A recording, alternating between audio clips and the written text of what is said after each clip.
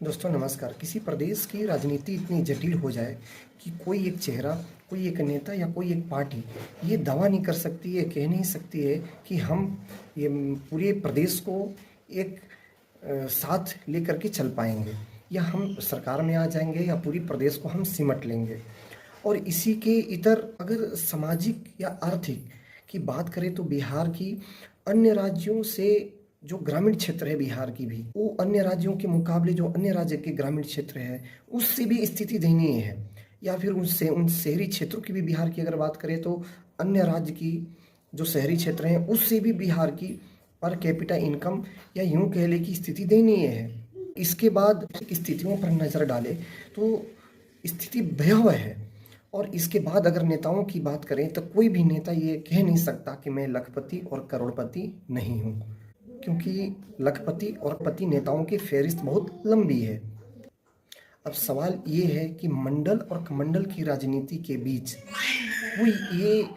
आज तक कोई राजनीतिक दल ऐसा आया नहीं या कोई ऐसा नेता या कोई ऐसे चेहरा आया नहीं या कोई ये कह सके कि जो आज तक वर्षों से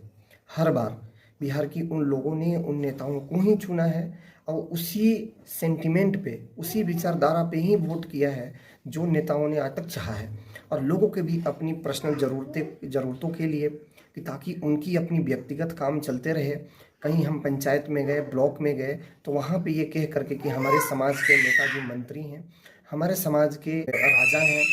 ये सभी पर्सनल ज़रूरतें पूरी होती रही और बिहार के लोगों ने भी उस सेंटिमेंट को स्वीकार करके आज तक वोट करते आए हैं। अब इस बात ये आता कि आज तक कोई ऐसा नेता आया नहीं और कोई ऐसी राजनीतिक दल जो ये कह दे कि हम इसको जो भी प्रदेश में जो बिहार में आज तक चलती आ रही मंडल कमंडल की राजनीति कि हम जातिवाद को, ध्रुवीकरण को, ये सभी चीज़ें इतर होकर के हम राजनीति करेंगे, क्योंकि उनको पता है कि आज तक जो होते आया है वही होगा। बात करते चलें तो 2014 से छिटपुट जो रणनीतिकार के तौर पर और वहाँ से छिटपुट खबरें आते हुए अलग अलग राजनीतिक दल के लिए काम करते हुए 2024 में और खुद पार्टी बना करके और 3 वर्षों से जो जिस तरह से ग्रामीण क्षेत्रों में वो घूम करके बिहार की कमियां, नीतीश, लालू और साथ में बीजेपी की जिस तरह से वो इन सभी को लेकर के चलते हुए उन्होंने बिहार के लोगों को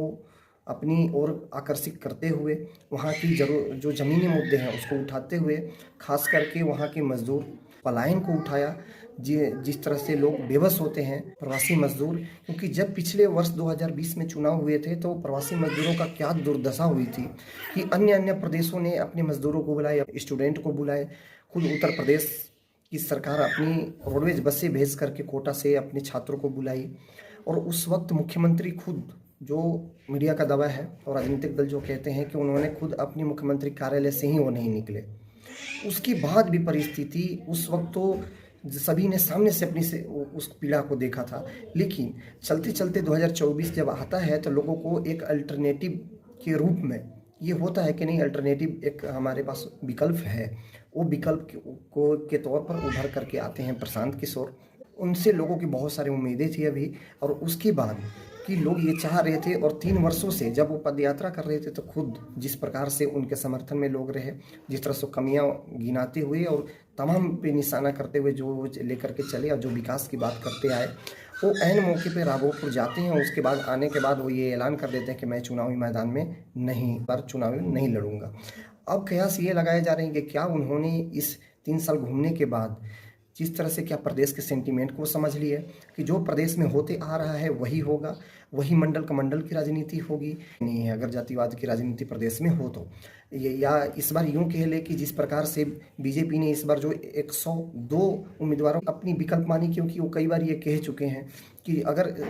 150 सीटें से अगर हमारी कम आती है तो मैं ये अपना निजी हार मानूंगा, क्योंकि ये बिहार की चुनाव बहुत बड़ी संवैधानिक संस्थाओं की भी अग्नि परीक्षा है और सुप्रीम कोर्ट की भी है। क्योंकि सुप्रीम कोर्ट का जिक्र इसलिए मैं भी कर रहा हूँ और तमाम जिस तरह से कई राजनीतिक दल भी पहुंचे, क्योंकि SIR होने के बाद चुनाव आयोग की ये पहली बिहार चुनाव है और चुनाव आयोग की भी जो दाव है वो साक साक लगे हुए हैं उनकी भी, क्योंकि संवैधानिक संस्थाएं उनके ऊपर बहुत सारे क्वेश्चन मार्क उठे। और उसके बाद ये पहली बिहार की ये चुनाव होगी, तो देखना होगा कि आगे क्या ये विकल्प चलता है। और उसके बाद ये सारी परिस्थिति को अगर देखें तो बिहार की राजनीति, और उसके बाद जो इस तरह से प्रशांत किशोर ने ये सारी चीज़ें अपने उन्होंने ये मानी, तो क्या ये कयास लगाए जा रहे हैं कि उन्होंने स्वयं मैदान छोड़ करके वो चले गए, या फिर उन्होंने अपने आप को अलग होना ही एक समस्या का, जिस तरीके से उनकी पार्टी में जो काफ़ी 3 साल से जो बहुत सारे लोग अभी बगावत कर रहे हैं, अभी वो हल्ला कर रहे हैं, अलग पार्टियों से जनसुराज भी इतर नहीं है, क्योंकि उनकी भी ये आरोप है कि पैसे ले करके सीट दिए जा रहे हैं। और ये नई बात नहीं है,